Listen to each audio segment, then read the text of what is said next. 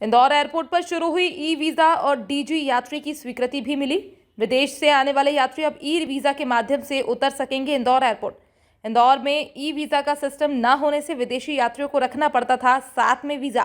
सांसद शंकर लालवानी ने दी e visa सुविधा शुरू करने की जानकारी। डीजी यात्रा की सुविधा भी यात्रियों को मिलेगी। स्वीकृति मिल गई है, जल्द ही हो सकेगी ये सुविधा शुरू। अयोध्या के लिए सीधी फ्लाइट के भी किए जा रहे हैं प्रयास। इंदौर एयरपोर्ट को लेके दो विषय हमेशा सामने आते थे। एक आता था कि जो हमारे विदेश से यात्री आ रहे हैं, और विदेश से यात्री चूंकि हमारे पूरे विश्व में अधिकांश देशों में ई वीजा का चलन हुआ है, और ई वीजा को लेकर हमारे देश के बड़े एयरपोर्ट पे ई वीजा तो है, लेकिन हमारे इंदौर एयरपोर्ट पे ई वीजा नहीं होने के कारण हमने देखा पिछले दिनों जो दुबई से यात्री आए थे उनको 2-2, 3-3 दिन यहाँ रुकना पड़ता था और वापस उनको दुबई भेजना पड़ता था, शारजाह भेजना पड़ता था, क्योंकि उनको ई वीजा नहीं थी। फिजिकल वीजा लाते थे, ई वीजा लाते थे, वो यहाँ एक्सेप्ट नहीं होता था और 2-3 दिन रुकने के बाद उनको वापस जाना पड़ता था, फिर आना पड़ता था बड़े।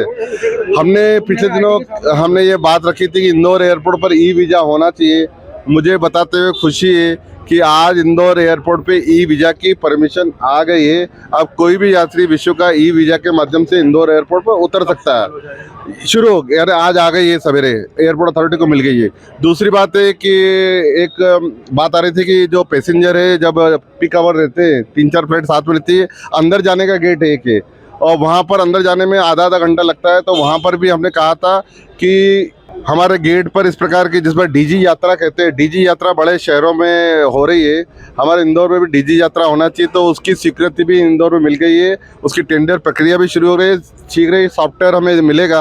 अब यात्री अपना चेहरा दिखाकर अंदर जा सकते हैं आने वाले नए साल में। ये 2 उपलब्धि है एयरपोर्ट की।